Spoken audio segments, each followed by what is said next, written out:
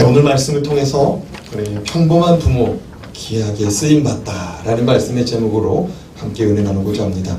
따라해봅시다. 평범한 부모 귀하게 쓰임받다. 오늘은 어버이 주일입니다. 낳아주시고 길러주신 부모의 은혜에 감사하며 우리를 위해 하나밖에 없는 독생자 예수를 아끼지 않으셨던 하나님 아버지를 기억하는 예배가 되었으면 좋겠습니다. 어버이 주일을 함께 나누면 좋을 것 같은 시가 있어 하나 소개하도록 하겠습니다. 제목은 어머니는 그래도 되는 줄 알았습니다. 심순덕 씨가 지었습니다.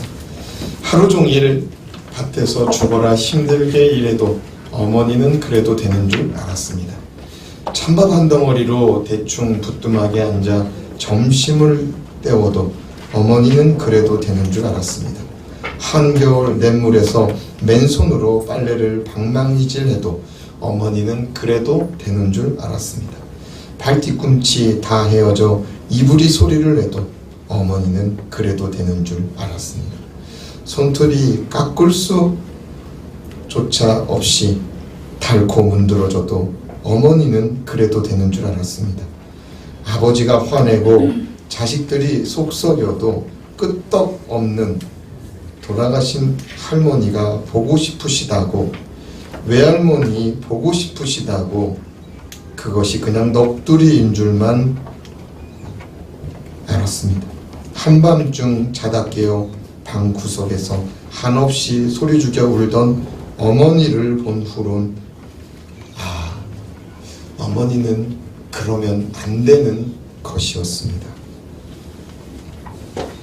어떻습니까? 마음에 와닿지 않습니까? 어려서 철이 없어 어머니의 삶이, 아버지의 삶이 당연하게 여겨졌던 철없던 어린 시절의 우리의 모습, 철든 다음에 부모가 그리워지는 시구가 아닌가 생각해 봅니다. 오늘 말씀은 모세의 출생과 모세의 가족 이야기로 구성되어진 이야기입니다. 모세는 이스라엘의 전설 같은 민족 지도자로서 지금도 기념되고 있습니다. 그러나 모세와 같은 위대한 지도자의 부모는 너무나 평범한 삶을 살아갔던 부모였다는 사실 여러분 아십니까? 마치 우리가 조금 전에 살펴보았던 심순덕 씨의 어머니는 그래도 되는 줄 알았습니다 라는 시처럼 너무나 평범한 삶을 살아갔던 부모가 모세의 부모였다는 사실입니다. 오늘 말씀 1절 말씀, 모세의 부모에 대하여 이렇게 기록합니다. 같이 읽어보겠습니다. 시작. 레위 가족 중 한 사람이 가서 레위 여자에게 장가들어. 모세의 부모는 평범한 삶을 살아가는 이스라엘 사람들로서 같은 레위 족속들끼리 결혼하였다라고 기록하고 있습니다. 근데 우리가 기억해야 될 것은 모세의 부모가 레위 족속이었다는 사실을 넘어서 모세의 부모가 지금 어디 살고 있었는가, 또 모세의 부모가 살고 있었던 시대는 어떤 시대였다는 말인가 우리가 살펴볼 필요가 있습니다. 모세의 부모가 살던 나라는 어느 나라였습니까? 애굽이었습니다. 모세의 부모가 살던 시대는 어떤 시대였습니까? 요셉을 알지 못하던 바로가 애굽을 다스리던 시대로서 요셉을 알지 못하던 바로는 이스라엘 백성들을 경계하기 시작했습니다. 왜 경계하기 시작했냐면 이스라엘 백성들의 수가 점점점 늘어나서 애굽의 지도층 인사들보다, 애굽의 지배층 사람들보다도 그 수가 더 많아지게 되었던 것입니다. 그래서 이러다가는 나라를 누구한테 뺏길 수 있어요? 이스라엘 사람들한테 뺏길 수 있다 싶어서 이 바로가, 요셉을 알지 못하던 바로가 어떤 명령을 내리냐면 히브리 산파들에게 어떤 명령을 내리냐면 딸을 낳으면 살려주고 아들을 낳으면 그 자리에서 죽이라. 그런데 히브리 산파들이 하나님을 경외하는 여자들이었거든요.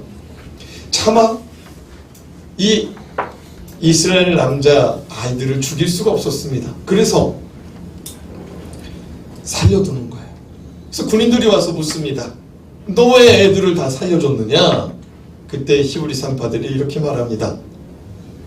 히브리 여자들은 이집트 애굽 여자들과 달라서 우리가 아이를 받으러 간 와중에 벌써 출산이 끝난다는 거예요.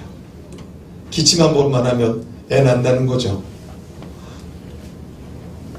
그러니까 애굽의 왕이 두 번째 계책을 마련했는데 그게 뭐냐? 히브리 산파들한테 명령 내리지 않고 히브리인들, 이스라엘 백성들 모두에게 어명을 내리는데 그 어명이 뭐냐? 지금부터 아이를 낳는데 남자 아이를 낳게 되면 나일강에 던져라. 나일강에 던져서 죽여라 라고 말합니다. 여러분, 그 어떤 부모가 갓 낳은 아이를 나일강에 던져버릴 수 있겠습니까?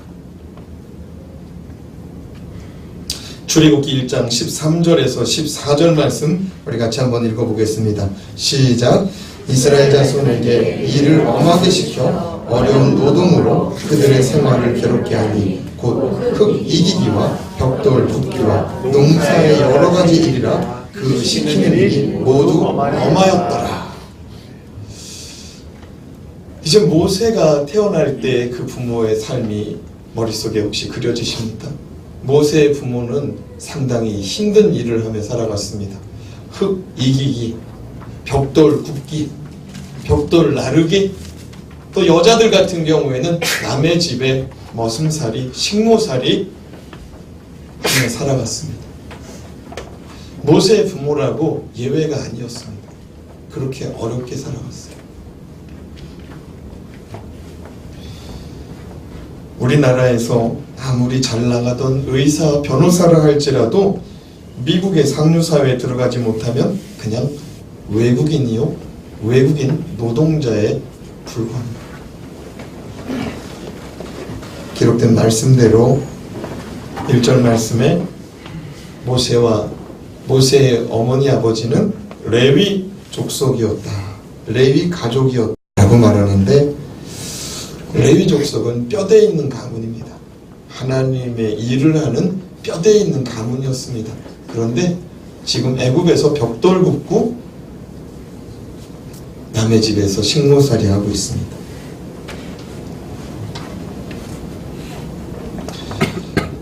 이러한 때에 바로가 명령을 내린 겁니다.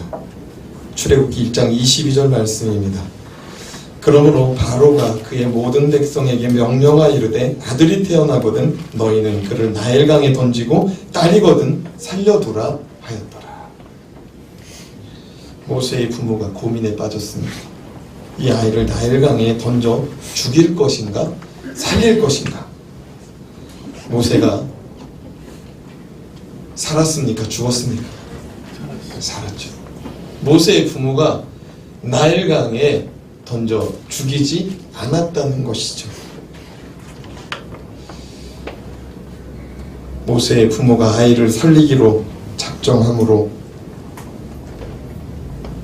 우리가 잘 아는 이스라엘의 민족 영웅 또 출애굽의 지도자 모세가 존재할 수 있었던 것입니다. 자, 그렇다면 모세의 부모를 통해 우리가 부모된 자로서 본받아야 될 부모의 신앙은 무엇인지 함께 살펴보도록 하겠습니다. 첫 번째, 믿음으로 결단하는 신앙입니다. 따라합시다. 믿음으로 결단하는 신앙생활 합시다.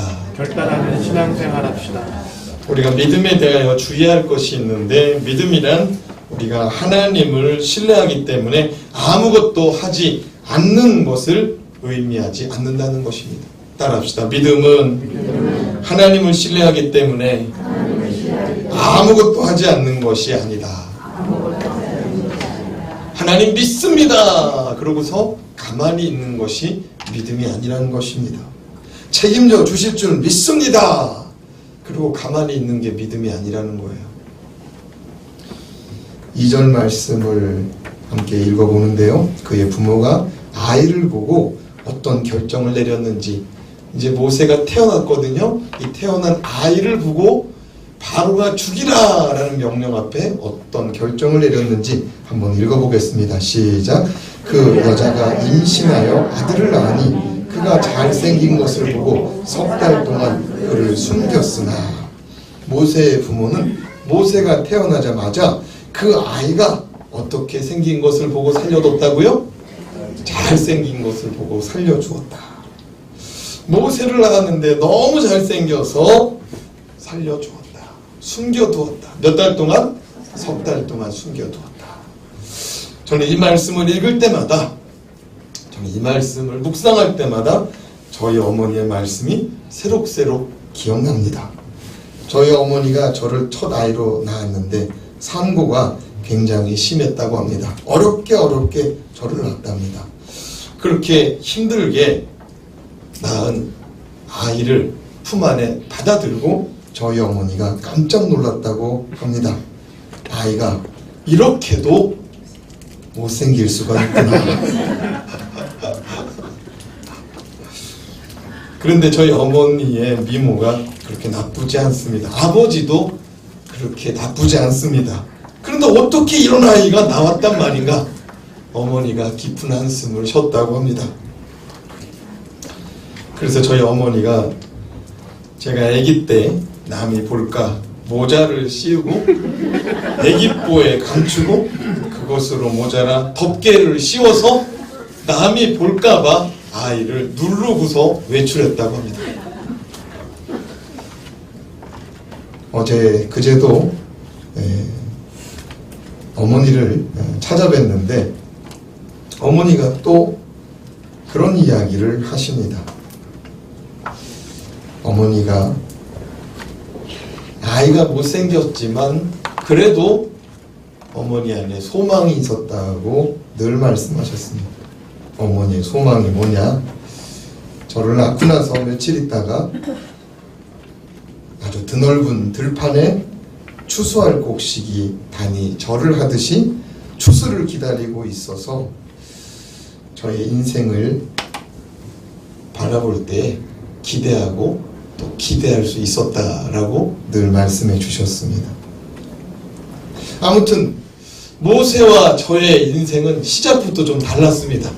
모세는 태어나자마자 부모가 너무 이뻐가지고 너무 잘생겨가지고 이 아이를 죽일 수 없다 그러고서 정말 숨겨서 키웠는데, 저는 대조적으로 너무 못생겨서 숨겨서 키웠는데, 여기 계신 몇 분이 그냥 상당히 우스운 소리로 들려버리는가 본데요.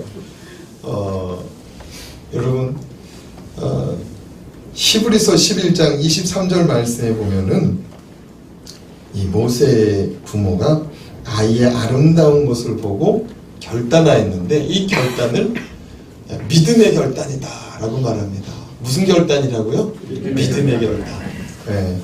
히브리서 11장 23절 말씀 같이 읽어보겠습니다. 시작.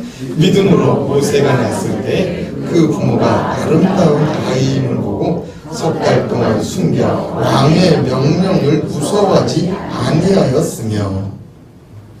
잘 아시겠지만 모세가 태어날 때 애굽에 거주하는 모든 히브리 백성의 남자 아이가 태어날 때 나일강에 던져버려 죽이라 라는 왕의 어명이 있었습니다. 이 어명을 어기면 죽음 내지는 모진 매질을 받았을 것입니다. 이런 왕의 어명이 있었음에도 불구하고 모세의 부모는 이 왕의 어명을, 왕을 두려워하지 않았다는 것입니다. 믿음으로 왕의 어명을 두려워하지 않았다는 것이죠. 누굴 믿었을까요? 하나님을 믿었던 것이죠. 모세를 살려 양육하여 기르기로 하나님을 믿음으로 결단을 내렸습니다. 히브리서 기자는 모세의 부모가 세상 권세자 바로를 무서워하였는지 아니면 하나님을 신뢰하고 하나님을 의지했는지 히브리서 기자는 그것에 주목하고 있습니다. 우리가 세상을 살아가다 보면 누구를 무서워하는가, 누구를 의식하는가, 그게 중요한 것 같습니다. 모세의 부모는 바로를 의식하지 않았다. 바로를 의식하지 않았다. 세상 권세자를 의식하지 않고 하나님을 의지하고 신뢰했다. 자, 그렇다면 우리 믿는 사람들이 세상 권세자를 무시해야 되는가? 모세의 부모가 세상 권세자를 무시했는가? 우리가 말씀을 그렇게 받아들이면 안 됩니다. 우리 그리스도인들은 세상 권세자들의 말에 순종해야 됩니다. 부모의 말씀에, 학교 선생님의 말씀에, 직장 상사의, 또 직장 사장의 말씀에 순종해야 됩니다. 그러나 만약 그 사람들의 말이 하나님께 대한 불순종을 가져올 때에 우리는 더 높으신 권위인 하나님의 말씀 앞에 순종하며 살아가야 될 줄 믿습니다. 이것이 중요한 삶의 원리로 작용되어야 됩니다.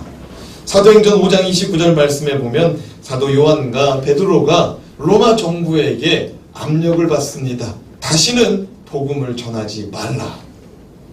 그때 사도 베드로와 요한이 이렇게 말합니다. 사도행전 5장 29절 말씀입니다. 함께 읽겠습니다. 시작. 베드로와 사도들이 대답하여 이르되 사람보다 하나님께 순종하는 것이 마땅하니라. 따라합시다. 사람보다 하나님께 순종합시다. 우리는 모세의 부모가 모세를 처음 바라보았을 때 왜 숨겼다고 조금 전에 말씀을 배웠죠? 너무 잘생겼어. 근데 이 말씀을 조금 다르게 기록하고 있는 성경이 있습니다. 사도행전 7장 20절 말씀입니다. 같이 한번 읽어보겠습니다. 시작. 그때 모세가 했는데 하나님 보시기에 아름다운지라 그의 아버지의 집에서 석 달 동안 길리더라. 여러분, 이 말씀 보면은 그때 모세가 태어났는데 하나님 보시기에 아름다웠답니다. 사람 보시기에도 아름다웠지만 누구 보기에도 아름다웠어요? 하나님 보시기에도 아름다웠다는 겁니다. 그런데요, 그 하나님 보시기에 아름다웠기 때문에 그 부모가 아버지 집에서 석 달 동안 숨겨서 길렀다라고 사도행전은 기록합니다. 히브리서 기자는 믿음으로 왕을 두려워하지 않고 하나님을 믿음으로 숨겨 기르기로 결단했고, 사도행전 기자는 뭐라고 말하냐? 하나님 보시기에 아름다움으로. 무슨 얘기냐?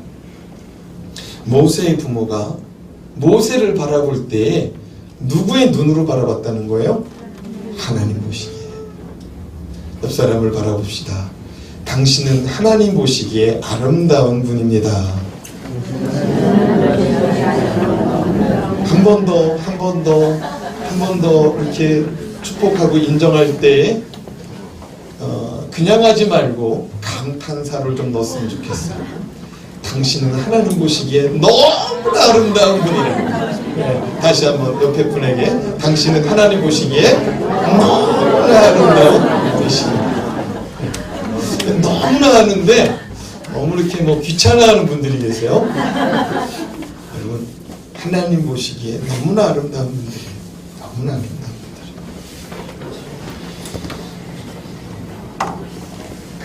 모세는 하나님의 눈으로 이 아이를 볼 수가 있었어요. 하나님 보시기에 너무나 아름다운 아이인데 이 아이를 그냥 나일강에 던져버리니 이 아이가 너무 안타까운 거죠. 인간의 눈으로 보았을 때는 자신이 살기 위해서는 자신이 인생 가운데 불필요한 존재로 여겨질 수 있는 대상이 모세였습니다. 무슨 말이냐? 모세가 부모의 발목 잡는 인생이었던 겁니다. 모세가 그때 태어나서 부모의 인생을 발목 잡을 수 있다는 거예요. 만약 모세를 살리면 부모가 어떻게 되겠습니까? 예? 직장에서 끊어지고 옥에 갇혀가서 매질당하고 더 심지어는 죽을 수도 있는 왕의 어명을 어겼기 때문에 모세의 인생, 모세가 태어남으로 부모의 인생이 발목 잡을 수 있었다는 겁니다. 근데 모세의 아버지 어머니가 모세를 바라볼 때 발목 잡는 인생이 아니라 하나님의 눈으로 보니까 하나님 보시기에 너무 아름다운 아이였다는 겁니다. 믿습니까? 아멘. 여러분, 우리의 인생이요, 부모한테 맨날 구박받으며 자라는 사람이 있을 수도 있습니다. 그리고 우리가 부모가 되어서 또 자식을 맨날 구박하고 살 수도 있습니다. 또 우리가 배우자에게 또 구박하고 살아가고 있을지도 모릅니다. 그러나 우리가 기억해야 됩니다. 오늘 말씀을 통해서 오늘 말씀이 뭐라고 말합니까? 하나님 보시기에 아름답다. 하나님 보시기에. 모세의 부모가 바로의 분노를 두려워하지 않고 믿음으로 양육할 수 있었던 것은 하나님 눈으로 봤기 때문입니다. 옆 사람 다시 바라보면서 한번 가만히 쳐다보세요. 정말 하나님 보시기에 아름다운 사람인가? 그런 마음이 들지 않습니까? 그런 마음이 안 들면은 여러분이 지금 하나님 눈으로 보고 있지 않다는 거예요. 회개하시기 바랍니다. 둘째로 모세의 부모의 신앙은 믿음으로 최선을 다하고 기다리는 신앙이었습니다. 따라합시다. 믿음으로 최선을 다하고 기다리며 삽시다. 모세의 부모는 자신의 집에서 바로 왕의 눈을 피해서 석 달 동안 길렀습니다. 그러나 아이가 100일 정도 되니까 아이의 목소리가 우렁차지고 울음소리도 더 커졌기 때문에 숨길 수가 없게 되었습니다. 그래서 부모가 어떻게 합니까? 3절 말씀 같이 읽어보겠습니다. 시작. 더 숨길 수 없게 되매 그를 위하여 갈대 상자를 가져다가 역청과 나무 진을 칠하고 아기를 거기 담아 나일강가 갈대 사이에 두고. 모세의 부모는 모세를 위하여 갈대를 엮어 만든 상자를 준비했습니다. 그리고 거기에 역청을 발랐다고 말합니다. 이 역청은 지금의 콜타르입니다. 콜타르. 들어보셨죠? 이게 뭐냐면은 방수 페인트예요. 방수 페인트. 지금도 이 콜타르 성분으로 방수 페인트를 만들어서 선박에 많이 쓰고 있어요. 근데 이 역청과 함께 뭘 같이 발랐답니까? 나무에 진을 발랐답니다. 이 나무의 진과 이 나무의 진액과 역청을 함께 바르면 방수 효과를 더 높일 수가 있다고 말합니다. 부모는 아이가 갈대 상자 속에서 잘 보존되도록 강물에 가라앉지 않도록 자신들이 할 수 있는 방법을 최선을 다했던 것입니다. 그리고 그의 가족들은 거기서 끝난 것이 아니라 모세가 어찌 되는지 보려고 멀리서 지켜보았다고 기록합니다. 그 멀리서 지켜본 사람이 누굽니까? 네, 누나 미리암이에요. 모세가 태어날 당시에 형님도 있었어요. 형님이 누구예요? 아론. 누나는 미리암. 모세가 세 번째 태어난 거예요. 자, 당시에 누나 미리암의 나이를 학자들은 12세에서 15세 정도로 보고 있습니다. 분명히 모세의 부모는 미리암에게 가서 지켜보도록 당부했을 것입니다. 우리는 여기서 모세의 부모가 자신들의 몫을 최선을 다하고 있다는 사실을 주목해야 됩니다.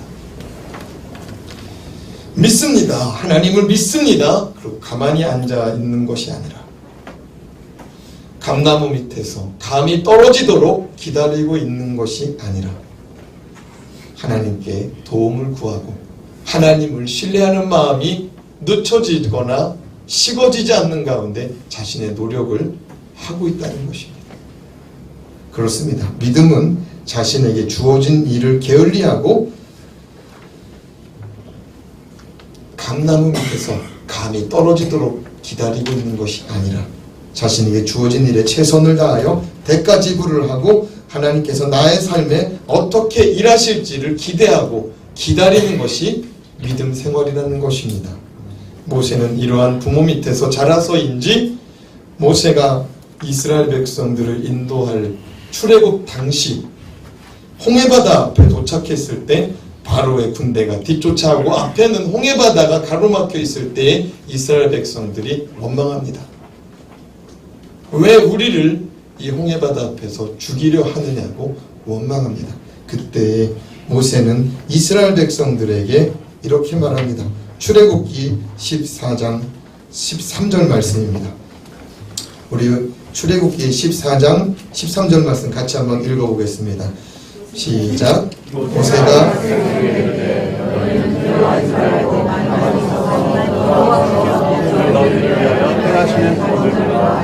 너희가 오늘도 애국 사람을 영원히 다시 보지 아니하리라. 아멘. 여호와께서 오늘 너희를 위하여 행하시는 구원을 보라. 너희가 오늘 본 애굽 사람을 영원히 다시 보지 아니하리라.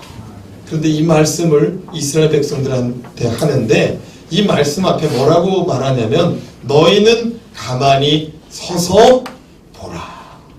따라합시다. 너희는 가만히 서서 보라.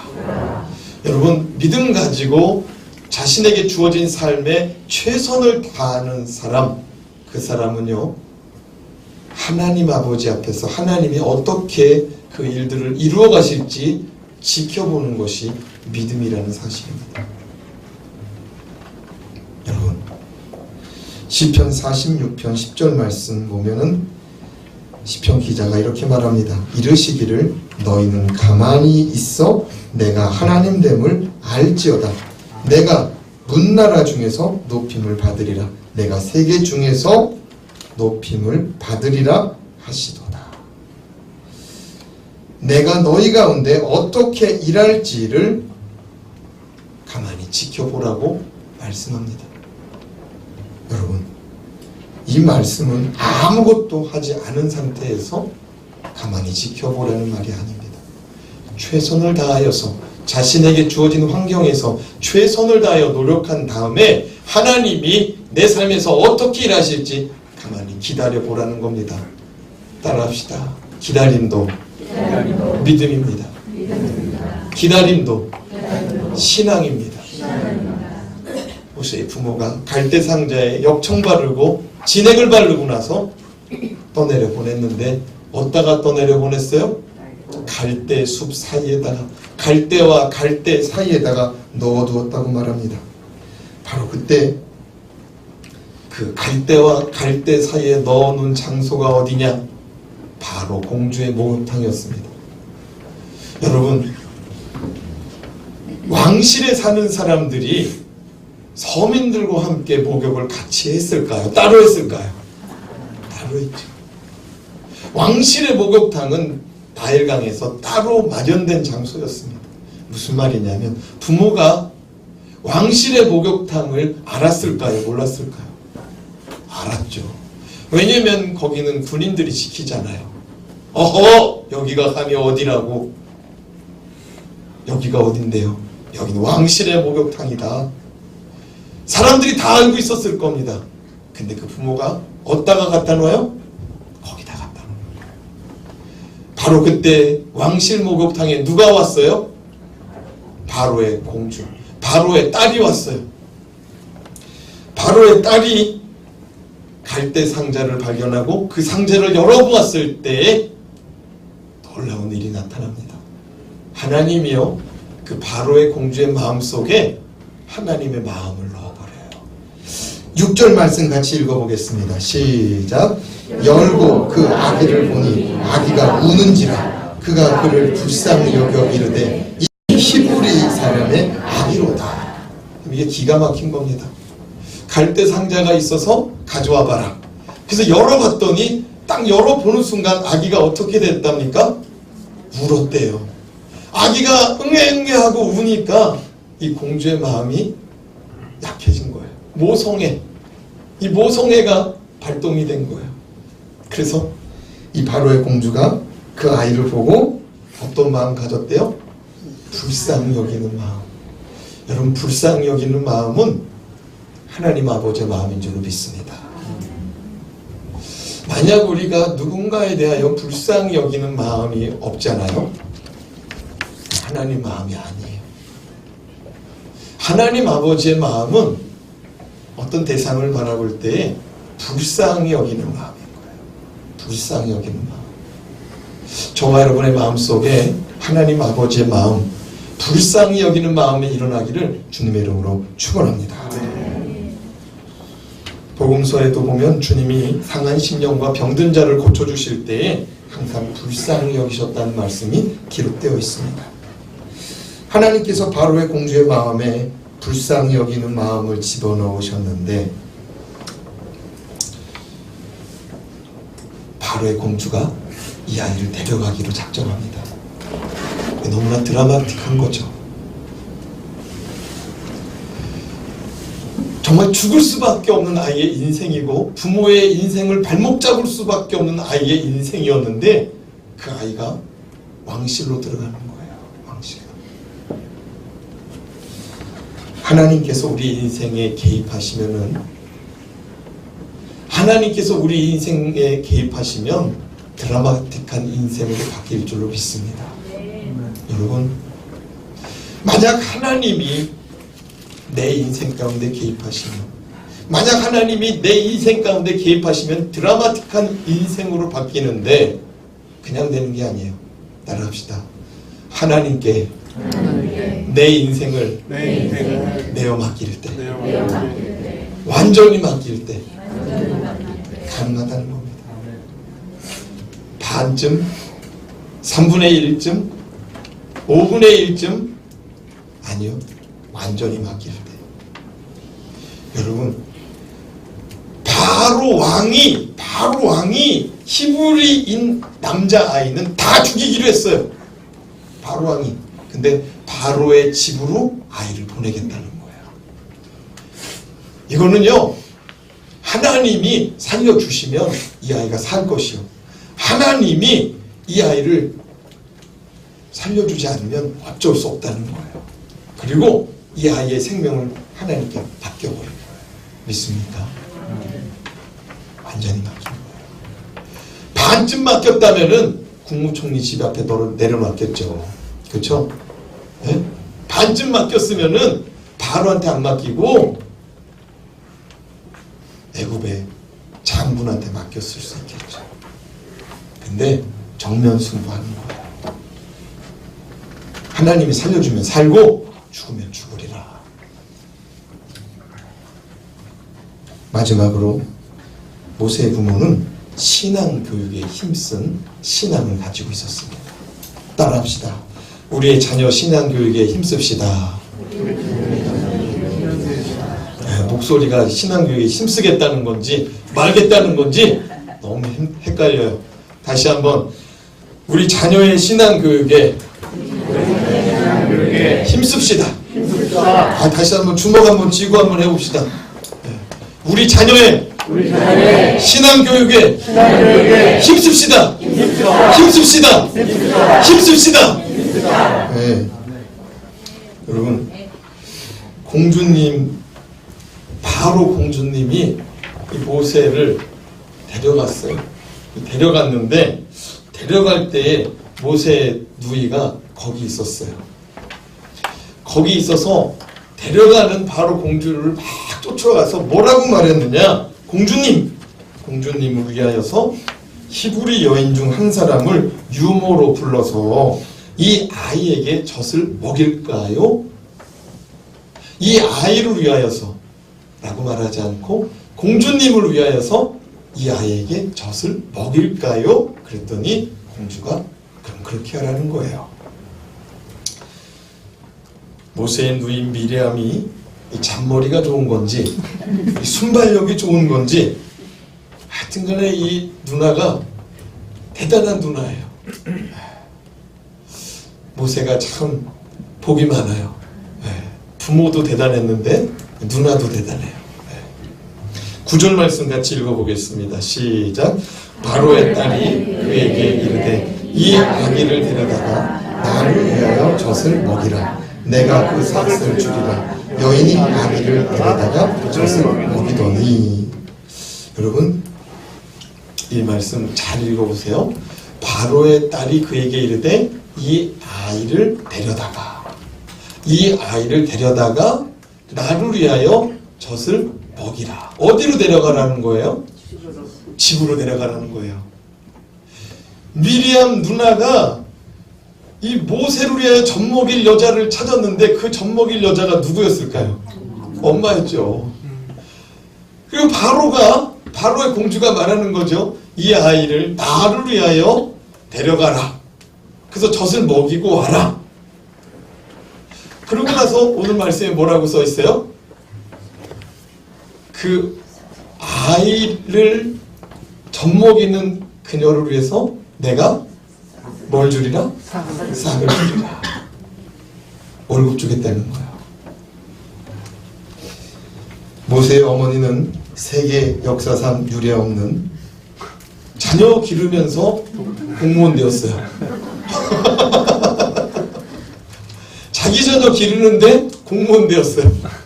나라에서 월급을 줘요. 대단한 엄마예요. 근데 여러분 이게 어떻게 가능했느냐? 조금 전에도 말씀드렸지만 모세의 부모가 이 아이를 하나님께 맡겼기 때문에 그래요. 모세가 하나님께 맡겼기 때문에. 모세의 부모. 저도 한번 이런 경험했어요. 이제 목사 안수 받았을 때 정말 하나님 앞에서 많이 울었어요. 목사 안수식 있는 날에. 여기 그날에 제가 이제 안수 받을 때 오셔가지고 축하해 주셨던 분들도 계신데 정말 많이 울었어요. 너무 많이 울어가지고 정말 이게 초상집에 온 사람인지 구분이 안 될 정도로 왜 울었느냐? 너무 감사해서. 정말 하나님의 자녀 삼아주신 것만도 감사한데 목회자로 불러주셨는데 이제 하나님 앞에서 또 기름 부어서 정말 하나님께서 정식으로 또 목회자로 세우신 것에 너무 감사해가지고 너무 울었어요. 근데 그날 그렇게 안수식을 마쳤는데 안수 받은 것만 해도 감사한데 사람들이 축하한다고 다 봉투를 가지고 왔어요. 나 이해가 안 되더라고.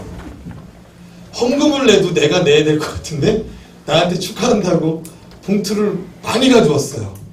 보는 사람마다 가져왔어요. 그 돈을 모아보니까 그 돈이 꽤 돼요.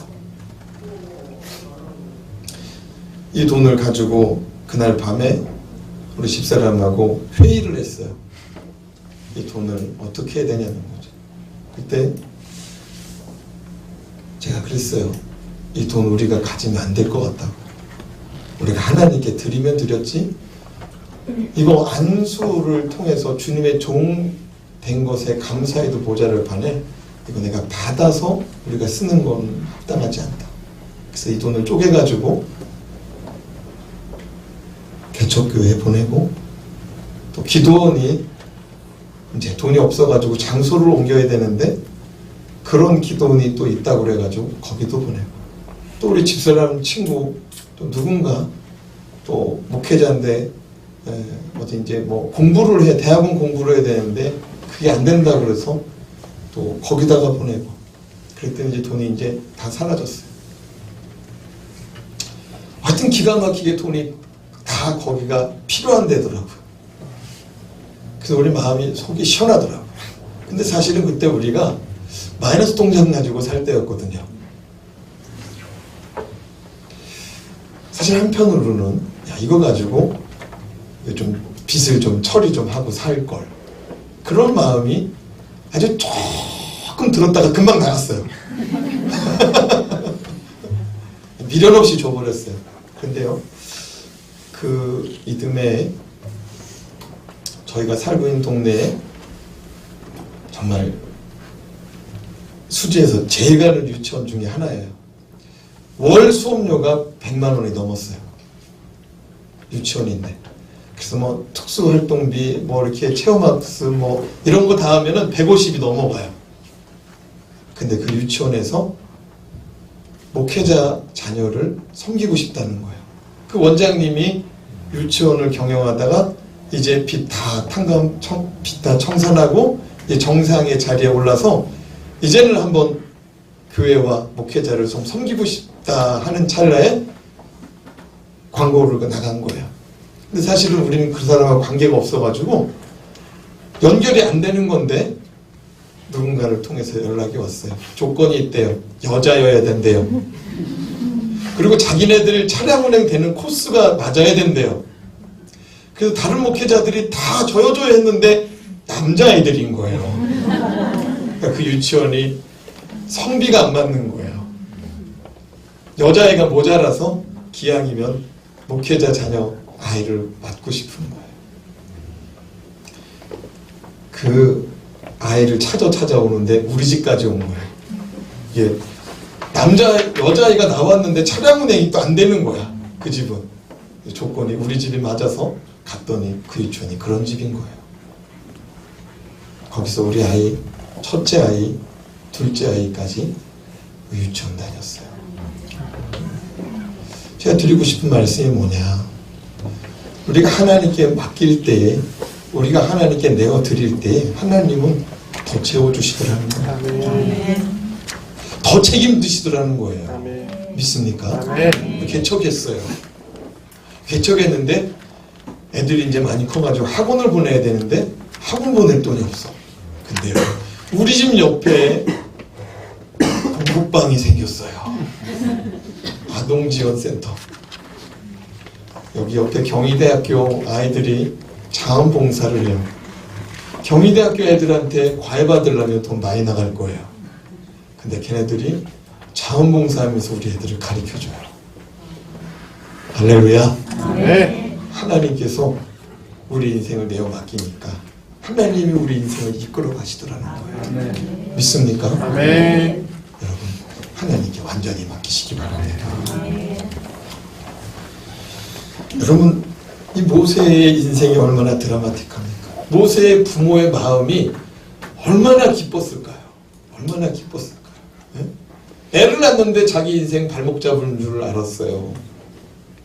근데 하나님께 맡기니까 그게 복덩이더라고요. 네. 누가 보아도 하나님의 선하신 역사임을 알게 되고, 누가 보아도 하나님이 하신 일이라고 고백할 수 있는 일들이 저와 여러분의 생애 가운데 나타나기를 주님의 이름으로 축원합니다. 아멘. 중요한 것은 10절 말씀입니다. 우리 10절 말씀 같이 읽어보겠습니다. 시작. 그 아기가 자라면 바로의 딸에게로 데려가니 그가 그의 아들이 되니라. 그가 그의 이름을 모세라 하여 이르되 이는 내가 그를 물에서 건져냈음이라 하였더라. 모세의 이름이 뭐라고요? 물에서 건져냈다. 그 진짜 물에서 건져냈죠. 갈대 상자, 물에 있는 갈대 상자 속에 아이가 있어요. 그래서 아이를 걷어낸 거죠, 물 속에서. 네. 근데 여러분, 아기가 자라매 바로의 딸에게로 다시 데려왔다라고 말합니다. 어디에 있었다는 거예요? 엄마 집에 있었다는 거예요. 학자들은 이렇게 해석합니다. 두 가지인데요. 하나는 밥 먹을 때는 애가 갔다는 거죠. 밥 다 먹으면 왔다는 거죠. 이렇게 해석하는 사람도 있고, 어떤 학자들은 또 이렇게 해석하는 사람도 있어요. 애가 어느 정도 클 때까지 누구 집에? 엄마 집에 있었다는 거예요. 모세의 아버지 집에 있었다는 거예요. 근데 두 가지 다 어쨌든 어미 품 안에 있었던 시간이 꽤 길었다는 거예요. 학자들이 또 추측합니다. 두 가지 가능성을 두고 추측하는데, 첫째는 최하 3년 아이를 돌봤을 것이다. 3년 지나면 이유식 하잖아요. 보통 이유식 끝나잖아요. 그러니까 왕실의 음식을 먹어도 될 때 아이를 데려왔다. 두 번째는 애굽의 아이들이 공식적인 교육이 시작되는 시기가 7세였답니다. 몇 세요? 7세. 네, 만 7세니까 우리랑 비슷하죠. 그러니까 무슨 얘기냐면 7세가 되기 전에는 어디 있었다는 거예요? 엄마 집에. 아니, 조금 짧게 해도 만 몇 살까지? 만 3세까지는 엄마 집에 있었다는 거예요. 엄마 집에서 뭐 했을까요? 엄마 젖 먹었겠죠. 근데 엄마 젖 먹고 나서 애가 좀 컸을 때 뭐 했을까요? 말귀 알아들을 때. 여러분 우리도 애 안고 나서 첫 마디가 뭐예요? 내가 네 뭐예요? 내가 네 엄마다. 내가 네 아빠. 내가 네 하나님이다. 우리 뭐 이런 거 하지 않습니까? 여러분 히브리 민족의 아이를 안고 첫 마디가 뭔지 아십니까? 넌 하나님의 자녀다. 여러분 히브리인들이 아이를 안고 아이한테 요구하는 첫 마디가 뭔지 아십니까? 하나님이라고 말해봐. 근데 우리는 뭐라고 말해요? 애 안고 아빠 해봐. 엄마 해봐. 그러면 또 애가 옹알이 하다가 그러면은 또 얘 봐라고. 얘 벌써 엄마라고 한다고. 여러분 히브리인들은 애 안고 바로 하나님 교육으로 들어가요. 하나님 교육. 모세의 어머니에게는 제한된 시간이었습니다. 모세의 어머니는 알아요. 이 요게벳 어머니는 알아요. 얘가 품 안에 떠나는 자식이라는 걸 알아요. 근데 오늘날 많은 부모가 품 안의 자녀라는 걸 몰라요. 품 안에 있을 때만 자식이에요. 품 안에서 벗어나는 순간 지 잘났다고 살아요. 부모의 은혜는 다 까먹고 살아요. 품 안에 있을 때가 자녀입니다. 여러분 모세의 어머니는 마음이 급해요. 몇 년 있으면 얘가 떠나기 때문에 마음이 급해요. 그래서 이 아이를 가리키는 거죠. 넌 하나님의 자녀다. 하나님이라고 말해봐라. 하나님은 이런 분이다. 아브라함의 하나님. 아브라함이 우리 민족의 조상이다. 믿음의 조상이다. 미국의 리오넬 헌트라는 학자가 미국 사람들 가운데 회심한 크리스찬을 조사했습니다. 조사했더니 1살 때부터 4세 때 회심한 사람이 1%가 있었다고 말합니다.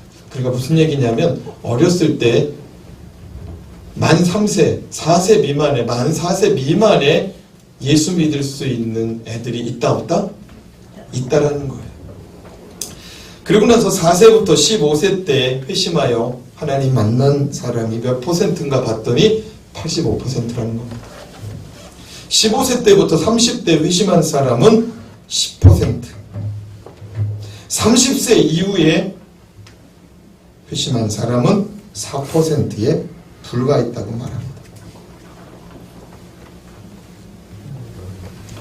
그리고 이 통계를 통하여서 우리가 기억해야 될 게 뭐냐?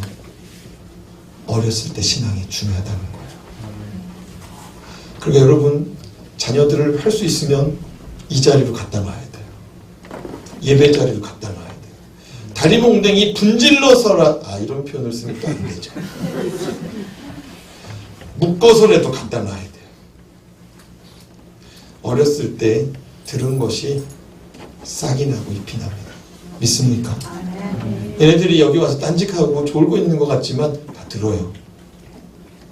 그리고 나중에는 이들의 생애 가운데 중요한 결정을 내릴 때는 하나님 중심으로, 이들의 생애 가운데 위기가 닥칠 때는 하나님 앞으로 나아올 줄로 믿습니다. 사도행전 7장 23절 말씀 보면은요, 같이 한번 읽어보겠습니다. 시작. 나이가 40이 되매 그 형제 이스라엘 자손을 돌보는 생각이 나더니. 모세의 부모가 무엇을 가르쳤는지 엿볼 수 있는 대목입니다. 모세가 나이 40이 되었을 때에 그는 그의 형제 이스라엘 자손을 돌볼 생각을 하였다고 말합니다. 근데 중요한 게 뭐냐면 이스라엘 자손을 뭐로 여겼다고요? 형제라고 여겼다는 거예요. 무슨 말입니까? 여러분, 철들기 전에 7살 미만 때, 4살 미만 때 그는 왕실로 들어갔어요. 어머니를 못 만났어요. 형제들을 못 만났어요. 3, 40년을 왕실에서 또 다른 바로의 아들들과 함께 왕자로 자라났습니다. 애굽의 교육을 받았어요. 애굽의 고등교육을 받았습니다. 그런데 40 됐을 때 이스라엘 사람들을 뭐라고 그랬어요? 형제라고 그랬어요.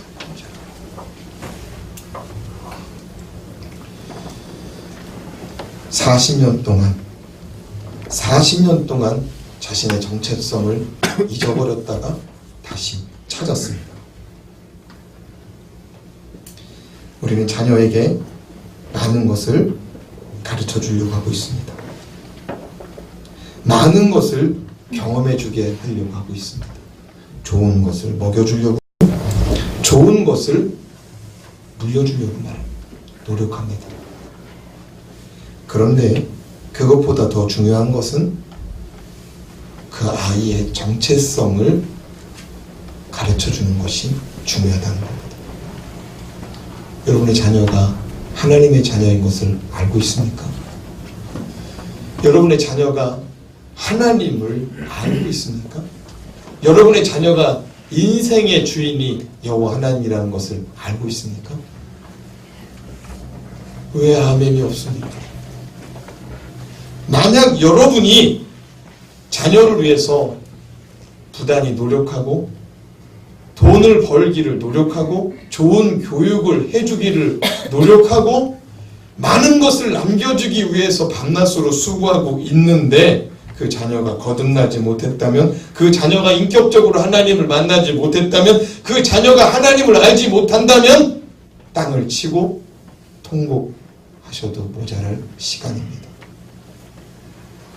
만약 여러분이 나는 많은 것을 준비하였다, 나의 자녀를 위해서 많은 것을 준비하였다 라고 말하였는데 자녀가 지옥 갈 자식이면 어떻게 할 겁니까?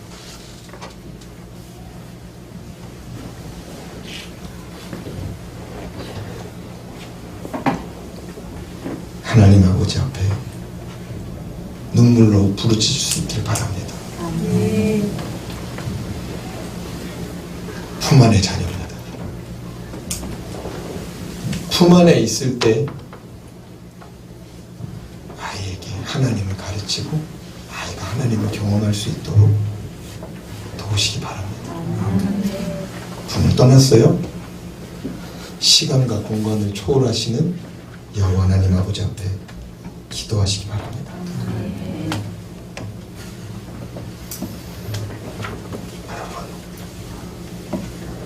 품 안에 안았을 때 제대로 못 가르쳤던 것을 마음 아파할 수 있기를 바랍니다. 후회할 수 있기를 바랍니다. 눈물로 후회할 수 있기를 바랍니다. 그리고 이제 그 눈물이 후회의 눈물을 넘어 정말 영혼을 살리고자 하는 열망으로, 정말 내 자식을 구원하여 달라고 외치고 부르짖는 어미의 아비의 마음으로 기도할 수 있기를